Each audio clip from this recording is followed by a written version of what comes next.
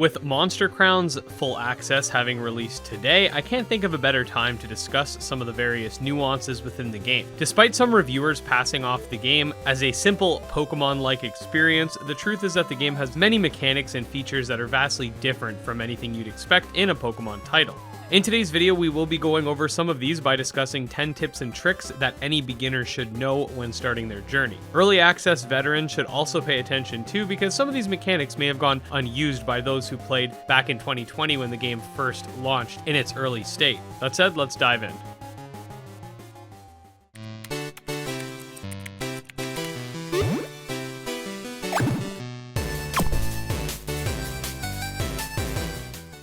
Number 1, monster codes. Now, you may know what monster codes are, but I can't stress enough how these can help you get a real advantage in the early game. Essentially, once you've unlocked the breeding mechanic, which we will be discussing later on, you can access the monster code feature, which allows the player to insert certain codes that bring forth specific monsters. Sort of like Mystery Gift from Pokemon, except that these codes remain active to this day. Most of these monsters in the game will come at level 7, which may be lower than you by the time you have got this feature unlocked. However, there are a few here that are over level 20 that can give your team a real boost. Regardless of the others being lower levels, they're still made up of rare monsters that can crossbreed, so definitely take advantage of this. You can get the full list of codes on the Monster Crown wiki.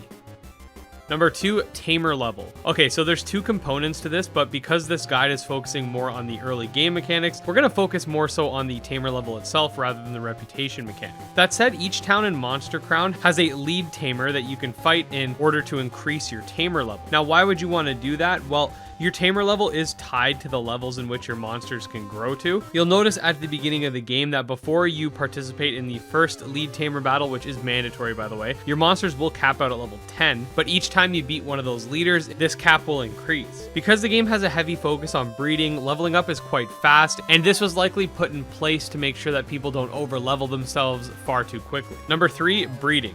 Okay, so I did make a beginner's breeding guide back when early access came out, and we'll likely make an updated version of that soon, but I did want to say that don't be afraid to experiment with breeding. Crossbreeding your monsters will allow you to have specific moves, stats, typings, monster color palettes, and more passed on, and is very important if you're looking to create the best possible monster.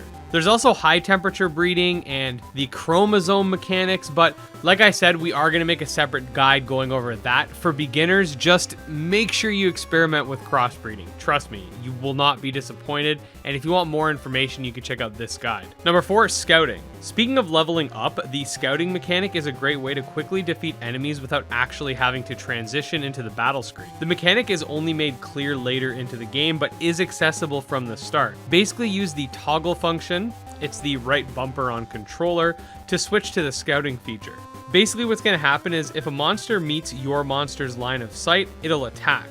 Based on your monster's attack power, it'll do damage, and if it does do enough damage for a one-shot, it will, and the monster will leave behind some gold and net you some experience. If the monster does survive, it'll become enraged and chase you, but if you're slick, you can attack it again. You can actually use this method to fight some higher level monsters that perhaps you can't otherwise, so definitely a useful thing to have. Number 5, synergy. The synergy mechanic is actually something you can forget to unlock, so firstly, once your dad tasks you with delivering the pearl to the king, head back to your house and talk to your mom. This will commence a tutorial battle that showcases the synergy system and will subsequently unlock said system for all future battles. The synergy mechanic is quite interesting in that it has many implications, but essentially each side of the field can raise their synergy bars up to 5 stages, and each of these stages will give you a particular buff. At a full 5 stages, which is indicated by the glowing you see here, you can unlock Crowned Synergy, which is one of the many transformation mechanics within the game.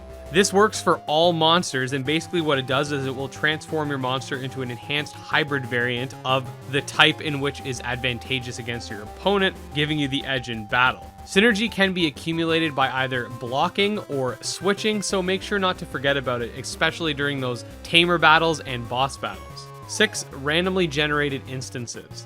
Throughout your journey, you'll come across various items, tamer packs, and tamers themselves, which are generated randomly based on specific spawn points. These can spawn various items, such as aloe leaves, amongst other things, and actual tamer packs as well, which can contain gold packs for capturing monsters, and sometimes transformation items like the Super Grow and the Atomic Clock. These items will allow you to essentially evolve your monsters temporarily during battle or permanently by actually consuming the item. I highly recommend picking up every Tamer pack you see, as these items are invaluable. Some of the NPCs that spawn in these locations will offer you trades for various hybrid monsters as well, or they might want to battle. You can also find wild eggs by this method, which are hybrid monsters as well. I, with a ton of help of my friend Sai, made a guide going over how to farm these efficiently, and while it is dated, I do think it's pretty relevant to this day. Number 7, item storage. Okay, so when it comes to item storage, the first thing that comes to mind is, oh god, is it a bag space issue? But that's actually not why item storage is important in Monster Crown. So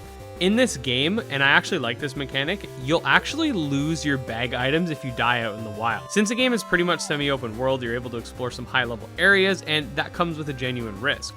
Do you venture deeper and risk losing it all, or do you go to one of those in-game shops and store your items? This is why I suggest using transformation items when you get them, because you can always find more, and it's better to consume them than lose them. Number 8, capture mechanic. Okay, so the game's capture mechanic is pretty simple, but despite what some might say about it being the same as Pokemon's capture mechanic, that's just not the case. The game's Pokeball equivalent, I guess you could say, are called packs, and essentially, you must impress the enemy monster in order for it to form a contract with you and agree to join your team. How do you do this? Well, the game primarily focuses on levels as opposed to health for the most part. Basically, if you outlevel the foe, your chances of capturing increases.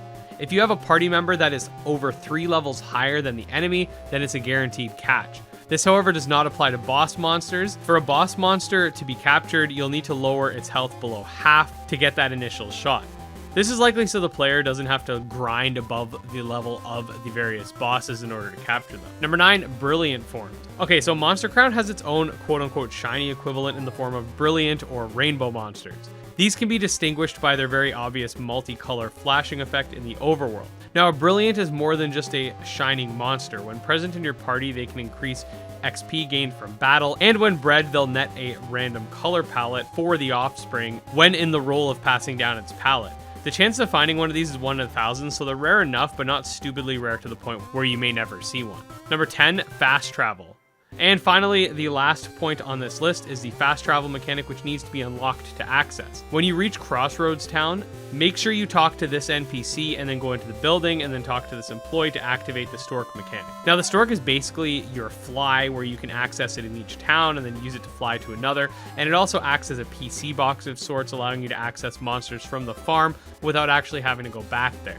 But yeah, guys, those were 10 tips and tricks for beginners and perhaps even some returning players. Monster Crown leaves a lot up to the player, and if you're not paying attention, you could easily end up missing out. So I do think this video is definitely going to be useful for those just getting into the game. Let me know what your thoughts are on this list, and if you have anything to add, definitely leave your points in the comments. If you did enjoy, make sure to subscribe for all things monster taming. You can also check out my Twitter and Discord for more. Special thanks to the channel's patrons, especially our mythical tier backers, StealCase and Jim Hamilton.